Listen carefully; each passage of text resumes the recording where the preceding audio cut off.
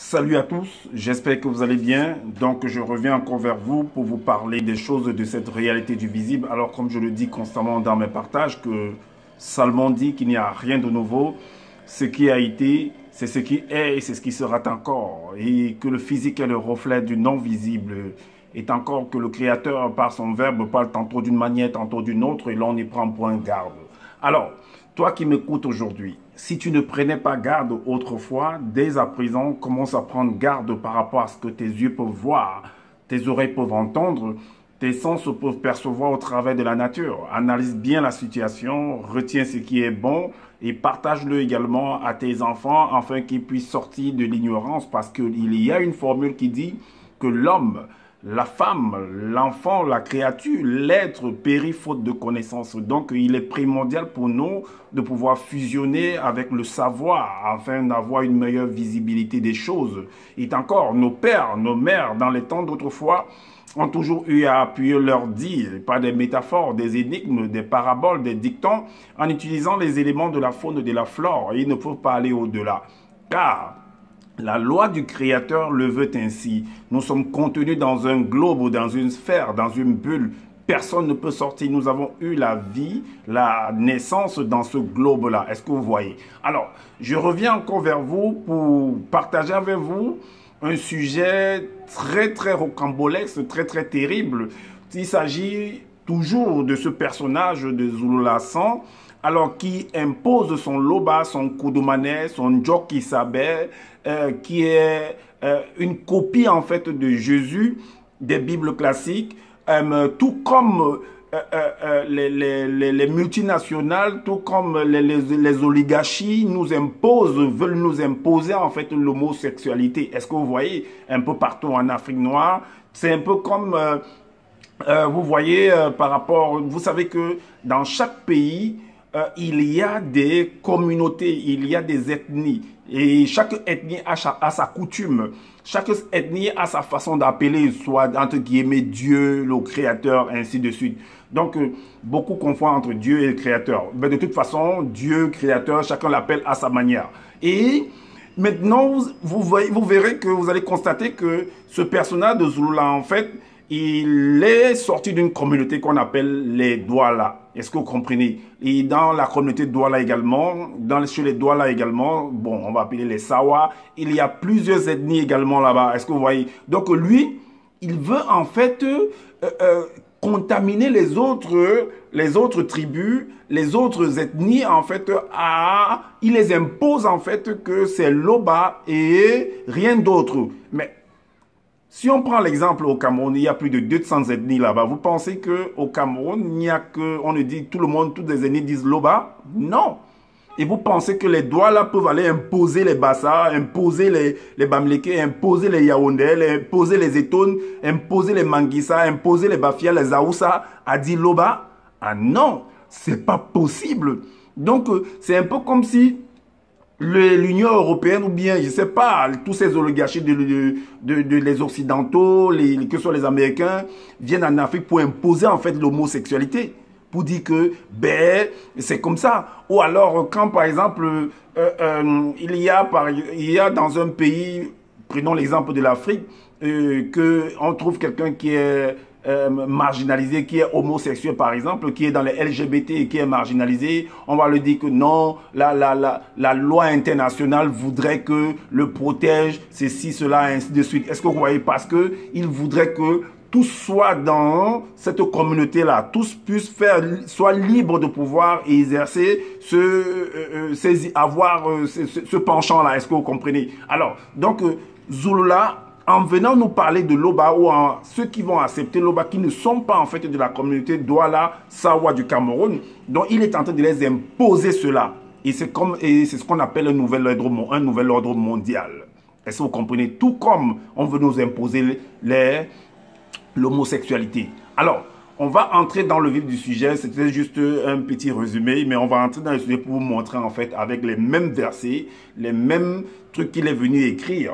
On va utiliser les Bibles classiques. On va utiliser également son livre qu'il a copié partout, qu'il appelle le livre initiatique le plus puissant au monde. Ça, c'est des excréments spirituels. Est-ce que vous comprenez? Alors, on va aller dans le livre d'Exode, dans son livre, pour vous montrer que Moïse n'était pas un véritable prophète selon ce qui est écrit dans son livre. Moïse n'était pas un véritable envoyé du Créateur selon, je ne sais pas, où on va dire selon l'humanité ou bien selon la communauté où il est sorti. Il n'était pas un véritable parce qu'il va vouloir contaminer en fait avec leurs coutumes. Il va vouloir intensifier, il va vouloir universaliser, internationaliser en fait leurs coutumes pour que tout le monde puisse accepter cela. Ils vont vouloir imposer. C'est un peu comme de la colonisation en fait. Est-ce que vous voyez? C'est de la colonisation de vouloir nous faire accepter en fait que c'est l'Oba, rien que l'Oba et c'est nul, c'est pas autre chose. Est-ce que vous comprenez? Donc dans Exode 13, chapitre 13, verset 1 à 3, il est dit, les entités ajoutèrent et dirent, deux points, j'ai déjà fait les enseignements par rapport à ça, j'ai expliqué ce que c'est.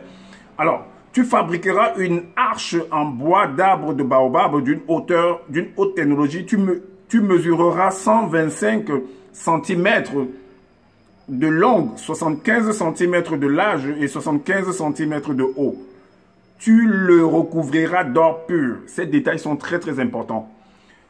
Et à l'intérieur comme à l'extérieur, tu appliqueras tout autour une bordure d'or. Est-ce que vous voyez? Donc c'est une entité, selon ce que Zoulaveu nous fait comprendre, qui est venue, qui vient de cette toi, qui est envoyé par le Créateur, qui est envoyé soi-disant par son Loba, pour venir donner des recommandations, des prescriptions à un être dans ce qu'ils veulent nous faire comprendre. Mais j'ai dit que ce n'est pas ça en fait.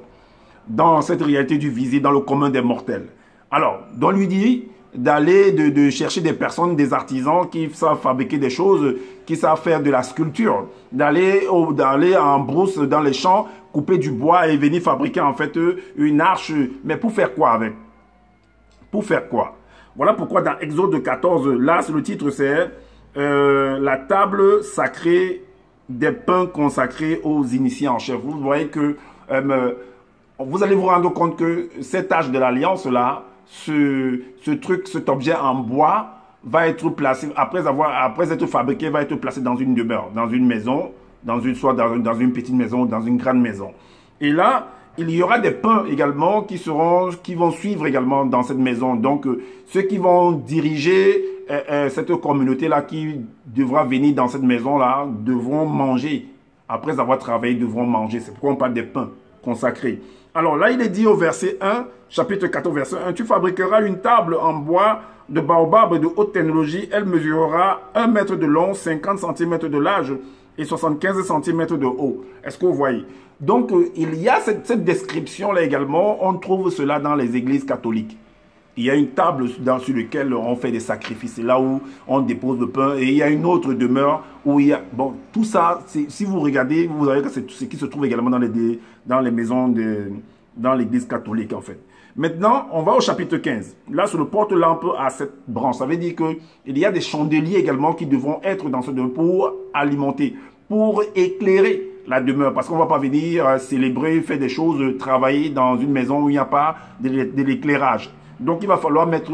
Voilà pourquoi dans les maisons, il y a l'éclairage également. C'est aussi une représentation de tout ça.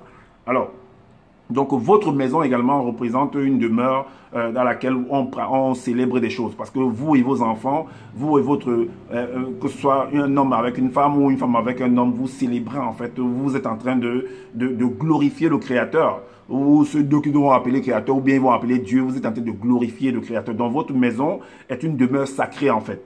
Donc c'est pourquoi il y a des ampoules. Il y a vous devez appeler des chandeliers, des lampes, des ampoules, et ainsi pour éclairer la maison. Alors, il est dit là qu'au chapitre 15, verset 1, il est dit, tu fabriqueras un porte-lampe de haute technologie en or pur martelé. Il sera d'une seule pièce, pied, branche, calice, renfleron et fleuron. Donc, c'est tous ces instruments qu'on retrouve par exemple à la cuisine. Vous voyez, il y a des verres, il y a des plats, il y a des cuillères qui nous permettent de pouvoir manger du pain. Est-ce que vous voyez de la sauce? De toute façon, on a dit qu'il va falloir fabriquer du pain. Donc, c'est ce qu'on retrouve également dans l'église catholique. Alors, maintenant, on va au chapitre 16. Le chapitre 16, c'est la demeure sacrée, c'est-à-dire que c'est là où toutes ces choses vont se retrouver. Donc, on lui dit que pour la demeure sacrée, des artisans initiés confectionneront 10 bandes d'étoffe en fil de lin résistant mêlés de laine violette, rouge et cramoisie. Elles seront ornées de béboutins maudits brodés. Ça dit que c'est en sa langue qu'il a écrit hein, pour faire mignon. Donc, dans les versions, parce qu'il a copié ça dans les Bibles classiques. Alors, donc, ce qui est écrit là-bas, on parle des chérubins. Est-ce que vous voyez? Alors, vous allez comprendre que la description, la prescription qu'on vient de donner ici, là, les entités viennent de donner ici à Moïse, que lui, il avait boussi. Dans le livre de Jérémie, cette description, cette prescription-là va être considérée comme une abomination pour d'autres communautés. Pour une catégorie de personnes, va être considérée comme une abomination. Pourtant, pour Moïse, ce n'est pas considéré comme une... En tout cas, Zoula veut nous faire comprendre que pour Moïse, ce n'est pas considéré comme une abomination. Or, Jérémie, par l'entité, va montrer que Moïse est lui-même illégitime. Que Moïse n'a pas le droit de le faire. Donc, comme pour dire que les entités sont en train de se contredire en fait. Les entités vont s'opposer, ils vont se contredire. Et par d'autres termes, quand on rentre selon ce que Zoula veut nous faire, parce qu'il dit que les entités sont au-delà de notre réalité. Donc, les entités vont se confondre, vont s'opposer. Et maintenant, Jérémie et Moïse vont s'opposer également. Pourtant, ils devaient être ensemble. On va dans le livre de Jérémie, vous allez voir. Dans le livre de Jérémie, il va contredire convenablement Moïse. Il est dit, maintenant ainsi par l'entité, par la bouche maintenant de Jérémie, 54, ainsi par l'entité, 56 à 60. On coupe du bois dans la forêt et l'artisan sculpte une idole. Donc ici, on mentionne le mot idole apparaît. Donc cette arche de l'alliance là, tous ces instruments que l'autre a fabriqués pour aller mettre dans une demeure est considéré. Là-bas, il n'a pas mis idole, mais ici, il vient, on mentionne idole. Est-ce que vous voyez? Donc c'était une idole. Alors, on dit on l'embellit d'or, d'argent, tout comme Moïse avait reçu la recommandation d'embellir, de couvrir d'or cette arche de l'alliance là. Est-ce que vous voyez? On doit la fixer, mais bien sûr, quand, selon le récit de Uza, quand il a été frappé par l'âge de l'Alliance, l'âge de l'Alliance était sur un chariot, il était en train de conduire, il y a des bœufs qui conduisaient l'arche de l'Alliance. Donc, soit on le dépose sur un chariot, soit des personnes vont porter au niveau des épaules, et ainsi de suite. On transporte toujours ça. C'est toujours en train d'être transporté.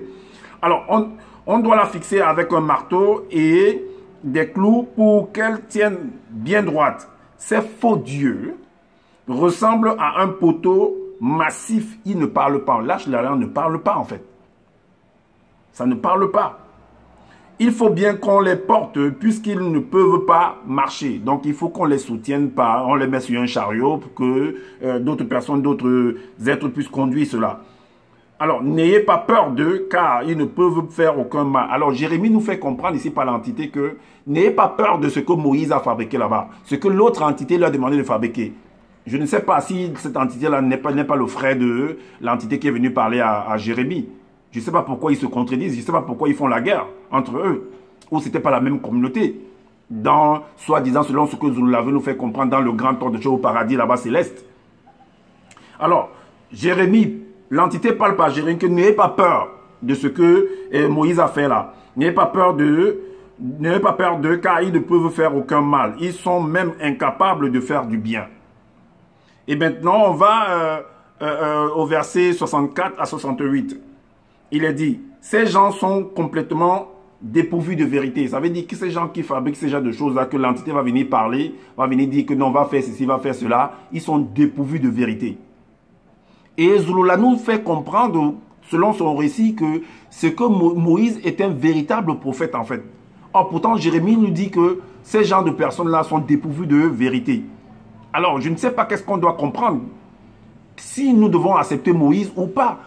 Si nous devons accepter les paroles de Zoula en cette époque-ci. Parce que lui aussi, il veut nous faire comprendre qu'il a assisté à la création, qu'il est le deuxième né de la création, tout ça, ainsi de suite.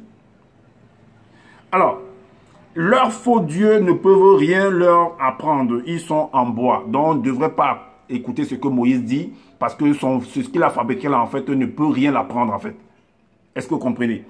Et maintenant, Un artisan les fabrique, un fondeur de métaux les décore avec des feuilles d'argent, puis on les habille avec du beau tissu rouge ou violet. Ce sont des produits fabriqués par des artistes. Ce sont des dons, mais on devrait mettre ça au musée en fait. Comme j'ai toujours dit dans l'autre vidéo, qu'on devait mettre ça au musée du Quai Branly. Et là, les gens vont payer pour pouvoir visiter ça. Alors, on va maintenant au verset 55. Il est dit, par rapport à tout ça, pour conclure, Jérémie dit, n'apprenez pas la conduite des blancs et des sans mêlés et des noirs qui fabriquent ce genre de choses-là, qui font ce genre de pratiques-là. N'apprenez pas ça.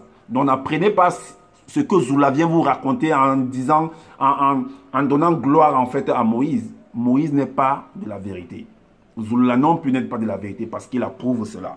Alors, n'apprenez pas la conduite des blancs, des sans mêlés et des noirs. Ne soyez pas terrifiés par les signes du ciel, du fait que les blancs et les sans mêlés et des noirs en sont terrifiés. Des noirs non initiés, bien entendu. La religion inventée des noirs, des non initiés, c'est-à-dire des noirs, est vanité, rien de plus, de toutes ces personnes-là qui fabriquent ce genre de choses-là. C'est ce que Zoula veut nous faire comprendre. Alors, on va aller dans le livre d'Ésaïe. Parce que Zoula veut nous faire comprendre par ce verset qu'on va lire là tout à l'heure, là, que c'est une façon de vouloir, comme j'ai dit, de vouloir nous imposer en fait, d'imposer à toutes les communautés qui existent dans le monde, toutes les ethnies qui existent dans le monde, que vos coutumes que vous avez là-bas, vous pratiquez là-bas, abandonnez ça. Je suis venu vous apporter en fait la véritable coutume, la véritable tradition, soit en gros la véritable spiritualité. Que c'est ma spiritualité, la spiritualité qui vient des Sawa, qui vient des Douala, qui est la véritable. Donc abandonnez on va dire vos spiritualités que vous pensez. Abandonnez ça. Ok, voilà pourquoi il dit ici que ils serviront de signes et de témoignages dans le territoire de Djenner, les non-initiés de Djenner qui, ayant été visités secrètement, c'est dans leur esprit par la parole libératrice, crieront à l'aube à cause des démons religieux et guerriers de haut rang, de l'oppression et du mensonge des blancs et des sans mêlés, et par la manifestation de sa grâce, l'aube leur enverra un grand sauveur. Donc il veut dire que le grand sauveur là dont Isaïe 19, 20 parle là, qu'il s'agit de Koudoumane, c'est-à-dire la copie de Jésus en fait. Il s'agit de Jésus. Si vous ne connaissez pas Koudoumane en fait, ou Djok Isabe en sa langue, c'est Jésus en fait. Qu'il les enverra Jésus. Il veut nous dire que le grand sauveur là c'est Jésus. Mais pourtant, il y a eu, Zoula nous dit aussi qu'il y a eu des sauveurs et des sauveurs. Vous allez comprendre même, les Bibles classées vont, parce qu'un sauveur c'est un Christ. Et j'avais fait un enseignement pour dire que la création même est un Christ. Alors, il n'y a pas que les hommes, il y a également les animaux, il y a également la plante, la faune et la flore qui existent. Donc, il n'y a pas que l'homme qui est un Christ. Alors, donc il veut nous faire comprendre là que le grand sauveur là, c'est Jésus. Avant les vieilles statues de pyramides et la mauvaise représentation de la démon sphinx, du territoire de Djenner, ainsi qu'un grand défenseur, et que le grand défenseur là, que c'est lui en fait, Zouloula. Il dit qu'il veut nous faire comprendre que le grand défenseur, que c'est lui. Alors, un grand défenseur après la vieille statuette de pyramide et la mauvaise représentation de la démon sphinx du territoire de Djenner pour les délivrer. Alors, donc, voilà comment le scénario commence pour pouvoir lobotomiser, pour pouvoir en fait troubler les consciences des autres communautés, des autres ethnies, à abandonner leurs coutumes qu'ils ont grandi. Ah, mais vous voyez, attends, vous pensez que les Bassa vont abandonner leurs coutumes? Vous pensez que les Yaoundé, les Aoussa, les gens du Nord vont abandonner leurs coutumes pour venir embrasser vos coutumes? Mais ça n'existe pas, ils ne peuvent pas le faire. Donc comment est-ce que vous êtes aux Antilles, vous êtes en Haïti, vous êtes aux États-Unis, vous êtes en Australie, au Canada, je ne sais pas, peu importe votre ethnie, d'où vous venez, votre lignée, comment est-ce que Zoula peut venir avec un truc des doigts là du Cameroun et venir vous imposer cela? Or, la loi l'interdit. La loi l'interdit. La loi lui-même que lui l'a mentionné l'interdit. Alors, on va aller, toujours pas à pas après que c'est lui, on va aller dans l'évangile caché de Koudoumane, de son livre. toujours, nous sommes toujours dans son livre, le chapitre 13. Parce qu'il veut nous faire comment... On va donner quelques versets pour vous confirmer que il veut en fait, par rapport à cette prophétie-là qui est annoncée dans Ésaïe 19, 20 là, que ça s'adresse à eux. Ok, on va donc aller continuer. On va donc aller dans le chapitre 13 de l'évangile caché de Kodoumanet. Vous verrez qu'en fait c'est du n'importe quoi. Qu'il y a un plan macabre derrière cette stratégie qu'il est en train de mettre en place. Ah oui, c'est une stratégie terrible. Alors, le chapitre 13, le verset 7, il est dit, alors, Ben-Ngoudi qui est Gabriel, se manifesta à Ouassé afin d'annoncer une bonne nouvelle à Eyoumé qui est mari de la naissance miraculeuse d'un sauveur, de l'un des deux. Donc, il y a comme pour dire qu'il y a deux grands personnages importants, qui est Jésus et Zouloula. Donc, d'un sauveur et de l'un des deux. Voilà. Le verset 17 dit, tu vas être enceinte, tu concevras dans ta matrice. Vous savez que c'est une copie de ce qu'il a pris. Il a copié ça dans les Bibles classiques. D'une manière extraordinaire et inattendue. J'ai fait des enseignements pour raconter ça du n'importe quoi. Et tu mettras au monde un fils que tu appelleras du nom... Ça n'existe pas dans les Bibles classiques. C'est ce qu'il est lui-même venu écrire. Appellera du nom de Kodoumanet Moula, issu du sens caché des gestes prophétiques, et celui de Djok Isabel en son consécration, issu du sens visible des gestes prophétiques. C'est lui-même qui est venu écrire. Ok. On va dans le livre de Paul, que lui l'appelle Essombé. Dans le livre de Paul. On va voir également que c'est écrit par rapport à lui, le deuxième né. Il est venu mentionner dans le livre de Paul là-bas, dans les épîtres là-bas, tu ne verras jamais ça. Donc c'est lui qui a ajouté ça. Il est écrit au verset, du chapitre 28, le chapitre 26 plutôt, le verset 14 à 16, il est dit, car puisque la mort est venue par Moto, et Moto c'est aussi par Djok Isabel, et le deuxième, donc Jésus et Zouloula, c'est lui qui a eu ce nom parce qu'il dit qu'il est le deuxième né de la création en fait. Donc son nom en fait, il donne son nom ici que Kodoumanet et Kombo, le protecteur du peuple, issu des sens cachés, et celui de Mounjedi, le libérateur, issu du sens invisible qu'est venue la résurrection des morts non initiés graciés. Pourtant, son nom c'est Justin Dissaquet. Pourtant, son nom c'est Justin Dissaquet sur ses papiers. Mais je ne sais pas où ce nom-là, je ne sais pas si vous retrouvez ça dans ses identités, hein, ou son identité. Ça n'existe pas. Alors, bon, on lit néanmoins. On continue. On va dans le livre de Un roi.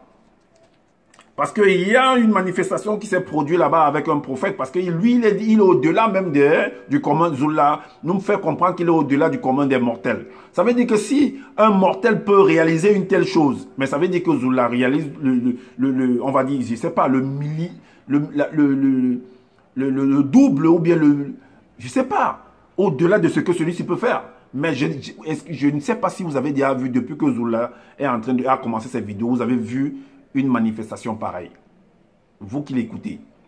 Je ne sais pas s'il allait un jour devant un roi, devant un président, devant une grande élite, une élite, pour dire des choses comme ceci, comme cela. Mais ce personnage va faire, il est venu écrire que ce personnage a réalisé une telle chose. Mais lui, jamais. Aller faire des battes, des campagnes, je ne sais pas si vous l'avez vu faire des choses comme ça. Alors, il est dit ici au chapitre 15 de Un roi, le verset 1. Le verset 1 à 2. Il est dit, à cette époque, un moutopétan Boussadi, un prophète arriva de Sommage, c'est-à-dire Juda, à Bolongi, c'est-à-dire Bethel, par le verbe de Loba, pendant que Colis et Bateau, c'est-à-dire Jéroboam, se tenait à l'autel pour brûler des parfums à l'honneur des démons. Il cria contre le roi par le verbe de Loba et il dit, roi corrompu, ainsi parle l'entité des châtiments en charge du domaine de la nature. Voici le malheur et la domination sont sur toi. Je ne sais pas si Zoula a fait a accompli une telle prouesse. Mais c'est écrit néanmoins dans son livre. Il s'assoit dans sa maison, dans sa chambre. Il parle depuis des années. Ça fait plus de 10 ans, ou plus de 8 ans, 9 ans aujourd'hui. Qu'il parle, il est toujours dans sa chambre là-bas. Voilà. Je lui ai demandé à plusieurs reprises d'aller au Cameroun, d'aller parler au chef Douala. mais je ne sais pas ce qu'il attend. Comme on dit que toute cette manœuvre qu'il est en train de manifester, c'est bien réfléchi en fait. Est-ce que vous voyez? Il y a un plan derrière cette stratégie, tout ce qu'il est en train de mettre sur pied là. Il y a un plan très très terrible là-dedans. Est-ce que vous voyez?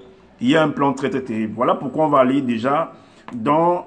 On retourne encore dans l'évangile de Koudoumane, au chapitre 30, le verset 1. Il est dit, 3 jours après, durant la nuit, plusieurs hauts dignitaires, dont blanc et sang mêlés, c'est ce qu'il est en train de dire, complotèrent. Vous devez comprendre que là, ces Zoulous-là, en fait, qui complotent de cette manière, quand il reste dans sa maison, dans sa chambre, il réfléchit. Il est en train de réfléchir comment imposer, en fait, la coutume des Sawa, des Douala au Cameroun, à toutes les autres communautés qui existent dans le monde. Il veut universaliser cela. Il veut internationaliser cela. Que toutes ces autres ethnies, toutes les autres communautés abandonnent leurs coutumes, leurs traditions au profit de la coutume Sawa. Donc il est en train de cogiter, de réfléchir en secret pour pouvoir renverser tout cela. C'est son plan en fait. Donc il veut imposer un Dieu unique, on va dire ça comme ça, ou un créateur, selon que les Douala appellent, dont les principes de la communauté Sawa, il veut imposer ça en fait à toutes les autres communautés. Mais va d'abord commencer au Cameroun là-bas, à imposer la communauté Douala dans tous les... Qu'on puisse parler, même que la seule langue soit plutôt le Douala, même dans tout le pays. Va commencer ça là-bas au Cameroun. Va dire que les Bamileke doivent abandonner leur coutume au profit de la coutume des Douala. Que les Bamileke, toutes les autres communautés commencent à se rassembler en fait au Ngondo et commencent à pratiquer en fait la communauté, le culte des Ndjingu. Parce que aller dans l'eau, parce que selon ce que tu nous expliques, que c'est les Mami Wata qui sont dans l'eau, c'est les démons qui sont dans l'eau, c'est les Ndjingu, c'est la reine des côtes, c'est Mami Wata. Donc aller pratiquer en fait ce culte. Alors, donc Zoula est en train de comploter en fait contre toutes les autres communautés là pour imposer en fait un seul créateur qui est Loba, selon ce que les Douala appellent, ou Dieu, je ne sais pas où c'est Dieu ou c'est le créateur, et imposer également la tradition des Douala dans toutes les autres communautés. Que il y a un sauveur, il y a deux sauveurs plutôt, il y a Djoki Saber et il y a Zouloula. Est-ce que vous voyez, il est en train de vouloir imposer cela. Et il a un plan. Alors, je viens de dévoiler ce plan-là ici. Donc, au verset... parce que comme pour dire quoi, en voulant, pour imposer ça, parce qu'il a vu en fait ce qui se passe dans les communautés, que chaque ethnie a sa propre tradition et est attachée à cela. Alors il dit, il réfléchit, il dit que c'est pas possible que les autres traditions soient attachées les autres communautés soient attachées à leur tradition. Il faut qu'on brise cela, qu'on casse cela, qu'ils abandonnent leur tradition. En fait, c'est un peu ce que c'est cette opposition qu'il y a eu entre Jérémie et Moïse. Donc Moïse veut imposer. En même temps, non, Moïse est en train de faire dans sa communauté. En même temps, Jérémie vient pour briser, en fait, pour dire que ce que Moïse est en train de faire là, ben, il faut qu'il abandonne ça. Que c'est pas comme ça. C'est lui qui vient, c'est ce que lui va dire que, voilà, qu'on va obéir. Alors, parce que une telle façon de faire, une telle connaissance, une telle coutume, une telle tradition ne devrait pas exister, en fait, parce que ça empêche qu'on puisse le contrôler, en fait. Donc, il faut qu'on brise cela. Donc, Zoula doit briser tous ces coutumes et traditions qui sont dans les différentes communautés. Et le verset 5 nous dit, le verset 5 nous dit, pour ça, pour pouvoir accomplir ce travail-là, il est dit ici que pour ça, nous devons modifier leurs écrits. Donc, c'est pourquoi il est venu écrire tous ces livres que vous voyez là, en modifiant, en mettant les noms en Douala, en mettant les territoires en Douala, en disant que tous les patriarches étaient des Sawa, en disant que que le sauveur vient en fait, que Jésus vient en fait, que lui l'appelle donc ça vient du Cameroun, que lui comme lui-même il vient du Cameroun également, que tous les autres communautés qui existent dans le monde doivent se converger en fait vers le Cameroun. Donc tout leur regard doit être vers le Cameroun en fait. Donc il veut imposer cela, comme le mot c'est, on veut imposer le mot sexualité. Est-ce que vous comprenez? Voilà pourquoi il y a d'autres communautés qui disent non à cela. Restez avec vos choses, par exemple des Blancs de l'Union européenne là-bas, ne nous imposez pas ça. Donc nous devons dire, ou alors nous disons à Zula que reste avec tes choses dans ta communauté Sawa là-bas. Nous ne voulons pas ça. Ne viens pas nous imposer ton Loba, ton Joki Sabe et ton Mukudumane, je ne sais pas, ou ton Kudumane, ou ton sauveur et ton défenseur. On n'a pas besoin de ça. Reste avec ça dans ta communauté Sawa là-bas. Alors, donc pour ça, nous devons modifier leurs écrits et prophéties en changeant, parce que chaque communauté a ses prophéties, a ses us et coutumes, a ses leaders, a ses Christ, a ses oins, a son chef. Alors il veut briser cela. Et les noms et couleurs ainsi que les mots, langage, lieu de naissance, c'est ce que Zulula lui-même est en train d'appliquer en fait. C'est ce que Zulula est en train d'appliquer. Et c'est en marche. Si vous devez vous réveiller, vous devez vous réveiller et d'y faire barrage à cela. Alors, moi je le connais, je l'ai beaucoup étudié, j'ai déjà été auprès de lui, je sais de quoi je parle. Alors, le verset 6 nous dit, et pour finir, nous y introduirons des contradictions et des erreurs. Voilà pourquoi il va dire par exemple qu'il va trouver que dans les coutumes des autres, comme par exemple Jérémie a trouvé que ce que Moïse est en train de faire, c'est du n'importe quoi. C'est du n'importe quoi. Est-ce que vous voyez? Et Moïse aussi, à son tour, va vouloir faire comme s'il va aussi vouloir casser les autres en disant que non, si quelqu'un songeur vient vous dire, comme c'est ça, quelqu'un qui d'ailleurs vient vous dire que c'est ceci, n'acceptez pas. N'acceptez pas. Ah oui, c'est une guerre idéologique, une guerre des idées. Alors, la suite nous dit quoi au verset 7? Il est dit, car, donc en faisant comme ça, on conclut en disant que dès que tu sors, on te sort de ta communauté, de là où de ta lignée, de là où tu viens, tu perds tout. Pourtant, quand tu sors de ton père, de tes parents, tu es poursuivi par l'ADN, oui, l'ADN en fait de tes parents. L'environnement où tu grandis est important. Les connaissances que tu apprends, que tu acquiers dans cette communauté-là, dans cet environnement-là, est importante. Maintenant, quelqu'un va venir avec sa part dans l'environnement où il a grandi au Cameroun là-bas. Il vient vous imposer ça un peu partout dans le monde. Et vous devez vous venir accepter. Vous abandonner, pour vous faire abandonner pour vous. C'est ça qui est mentionné là en fait dans son livre.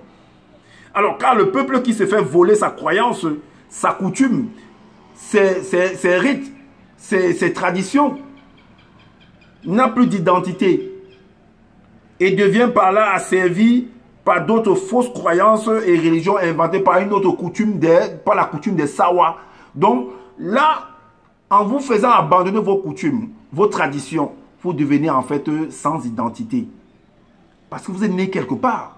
On ne peut pas venir vous sortir de votre identité. De comment vous avez grandi, comment vos parents ont grandi. C'est qu'ils ont toujours eu à pratiquer. Et on vient vous sortir de là. Et c'est ce que Zula est en train de faire avec vous. Alors, vous perdez en fait votre identité. Alors, pourtant, voilà pourquoi on va aller dans le plan, la suite du plan. La suite du plan de Zulula en fait. C'est au chapitre 15. Le chapitre 15. J'ai toujours dit ici que dans mes partages que Satan, derrière le mot Satan, c'est un homme qui agit. Et derrière cet homme de Satan, derrière Satan, le mot Satan là, c'est Zulula Sang qui est là derrière. Regardez ce qu'il va faire. C'est le nouvel ordre. Parce que vouloir appliquer en fait les traditions, les us, les rites de la communauté Sawa à d'autres tribus, à d'autres communautés, à d'autres ethnies. C'est ce qu'on appelle le nouvel ordre mondial. En les imposant en fait que non, le créateur c'est Loba et que le sauveur c'est Joki Sabe, qui est Jésus. Et lui il est le deuxième sauveur. Donc ils sont deux sauveurs. Il les impose ça. Et dès que tu sors, il te sort de là, tu perds tout, tu deviens en fait sans identité et tu embrasses son identité des Sawa, des Douala au Cameroun. Alors, donc là, c'est le titre, c'est le nouvel ordre mondial. Au verset 69, il est dit, c'est le chapitre 15. dans son livre Origine. Il a dit, sache que la quête terrifiante de Zulula, le mauvais esprit, parce que c'est un mauvais esprit cet homme-là.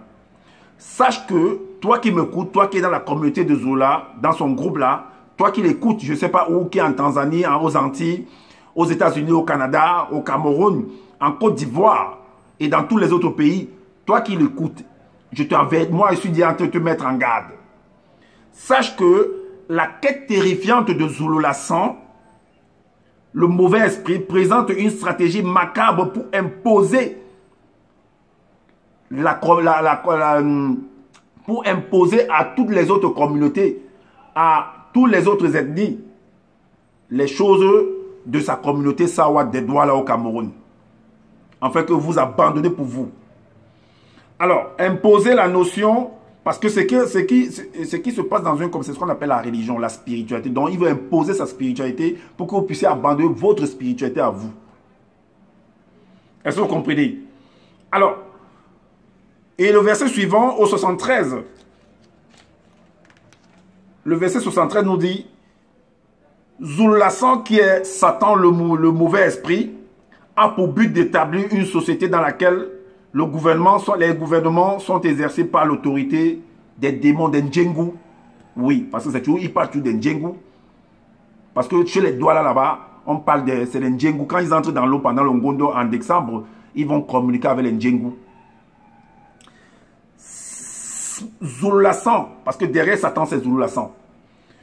Le mauvais esprit a pour but d'établir une société dans laquelle les gouvernements sont exercés par l'autorité des Ndjengu de haut rang, qui devra disposer d'une seule religion, d'une seule tradition, qui est la tradition des Sawa, d'un sauveur unique pour imposer le culte d'un sauveur, pas d'un sauveur, d'un sauveur et d'un défenseur, donc de Koudoumane, de Djokisabe et de Zulula, contre toutes les autres communautés, au détriment de toutes les autres communautés, de toutes les autres ethnies, de toutes les autres spiritualités, donc d'abandonner votre chose, de venir vers Zulula.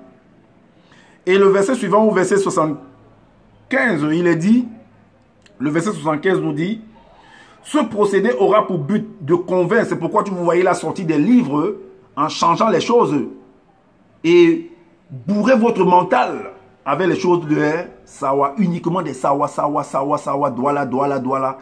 Tous les patriarches de Genèse ont été des Douala. Ce procédé aura pour but de convaincre, donc il est en train de vous convaincre. Il est en train de vous persuader que c'est ça, c'est les Douala, c'est les Sawa, c'est les puissants. Il n'y a pas une autre communauté. Pourtant, ce n'est pas possible.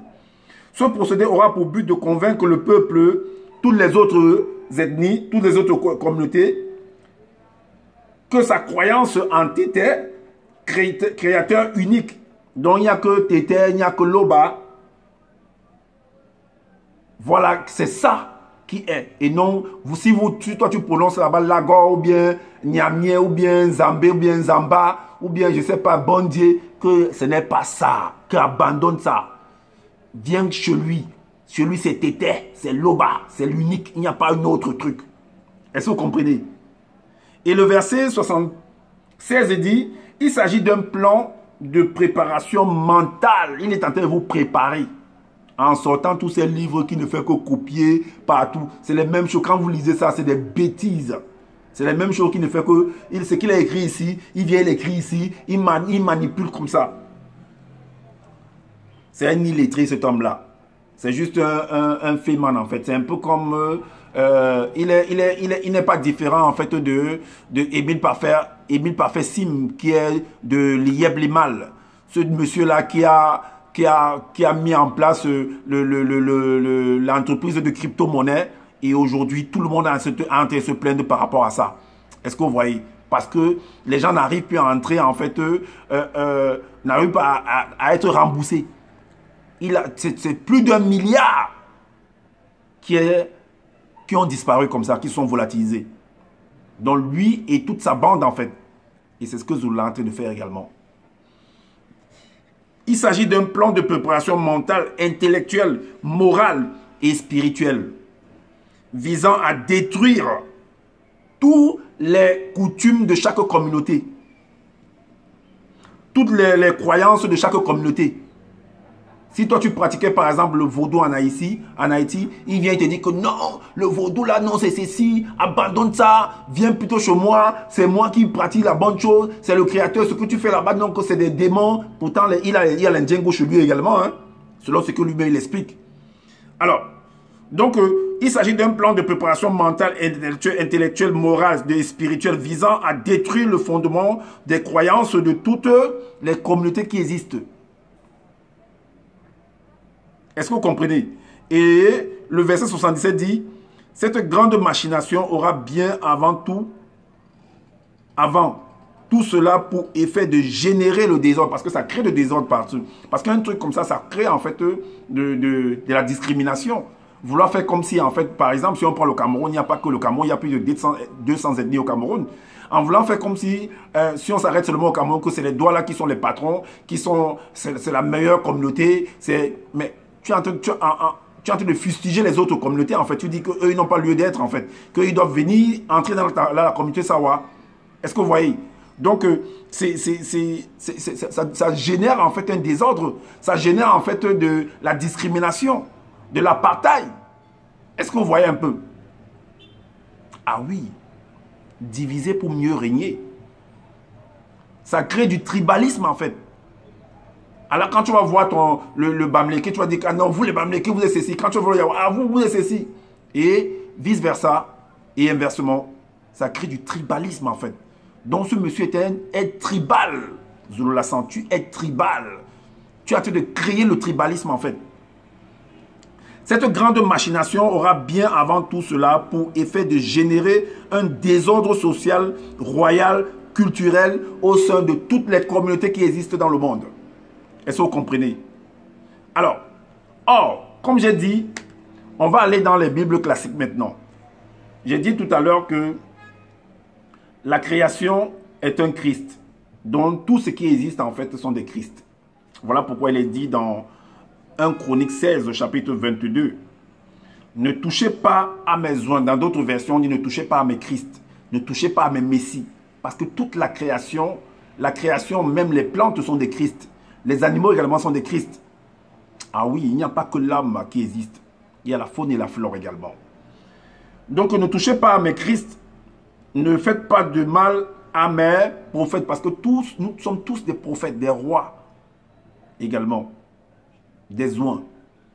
Et également, pour confirmer cela, on va dans le livre de la Genèse. Vous allez comprendre cela. Parce que quand tu es un Christ, tu es un oint, tu es un consacré. Et vous allez voir comment Dieu va consacrer ici, à la Genèse, sa création. La créature, ses créatures. Genèse chapitre 1 au verset 22, il est dit, Dieu les bénit en disant, Dieu les bénit. Donc, il consacre, en fait. Parce que pour te bénir, généralement, dans les traditions, on prend de l'eau, on te verse, en fait. C'est ce qu'on a fait avec Jésus. Jean-Baptiste a fait avec Jésus, en fait. On te consacre, en fait. Dieu les bénit en disant, soyez féconds, multipliez-vous et remplissez. Ce sont les bénédictions. Parce que quand on te verse de l'eau, dans chaque tradition, dans chaque communauté, dans chaque ethnie, on prononce des paroles, en fait, qui accompagnent, en fait, cette aspersion d'eau-là. Donc, Dieu les bénit en disant, soyez féconds, multipliez-vous et remplissez les eaux des mers. Et que les oiseaux se multiplient sur la terre. Au verset 28, il est dit, Dieu les bénit et Dieu leur dit, soyez féconds, multipliez, remplissez la terre et la sujettissez et dominez sur les poissons de la mer, sur les oiseaux du ciel et sur tout animal qui se meurt sur la terre. Dans Genèse 2, au verset 1 à 3, ainsi fut achevé les cieux et la terre et toute leur armée. Dieu acheva au 7e jour son œuvre qu'il avait faite et il se reposa. Bon, c'est ce qu'ils ont écrit. Hein? Il se reposa au 7e jour de toute son œuvre qu'il avait faite. Moi, je ne fais que lire. Alors, au verset 3, il est dit, Dieu bénit le 7e jour de la consacrer le 7e jour. Et quand tu es béni, tu es un Christ, tu es un oint, tu es un prophète, tu es un consacré. Dieu bénit le septième jour et il le sanctifia. Sanctifié. Parce qu'en ce jour, il se reposa de toute son œuvre qu'il avait créée en la faisant. Alors, c'est ce que j'avais à vous présenter par rapport au plan macabre que Zula est en train de mettre en place pour pouvoir imposer en fait son loba de sa communauté Sawa des Douala au Cameroun pour faire disparaître les autres communautés dans leur mental, dans leur façon de vivre en fait, dans leur quotidien. Donc il vous demande d'abandonner en fait vos coutumes, vos rites, vos traditions au profit de sa tradition Sawa, de son loba, de son Djok Isabé et de lui-même également. Est-ce que vous voyez? C'est ce qu'on appelle de la discrimination. Tout comme on veut nous imposer en fait l'homosexualité, les LGBT et tout ce que vous pouvez savoir qu'on veut imposer, par exemple pour le franc CFA en fait. Voilà pourquoi également il y a un verset, je crois que je vais trouver ça. Il y a un verset en fait toujours dans le livre d'Ésaïe. Dans le livre d'Ésaïe.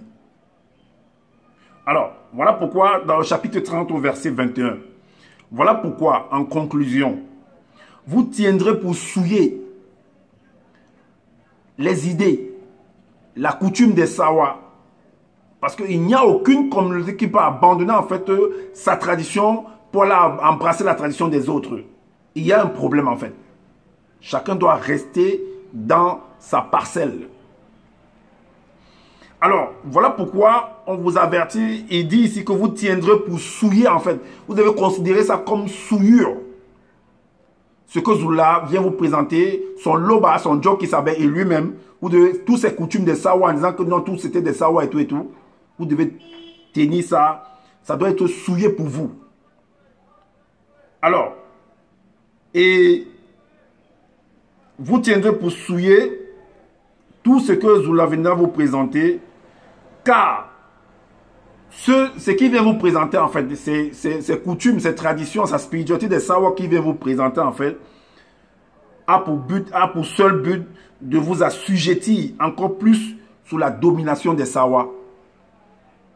Parce que c'est comme s'ils voulaient se venger en fait de quelque chose qu'ils ont subi dans les temps d'autrefois. Ils voudraient se venger. Donc, voilà ce que j'avais à vous présenter, afin que vous puissiez savoir qui est réellement ce temple de Zula San là. Et les plans qu'il est en train de mettre en place depuis plus de 8 ans aujourd'hui, c'est son but en fait. Et dites-nous en commentaire ce que vous en pensez par rapport à ce que vous êtes d'entendre. Et comme je le dis constamment, je n'ai pas la science infuse.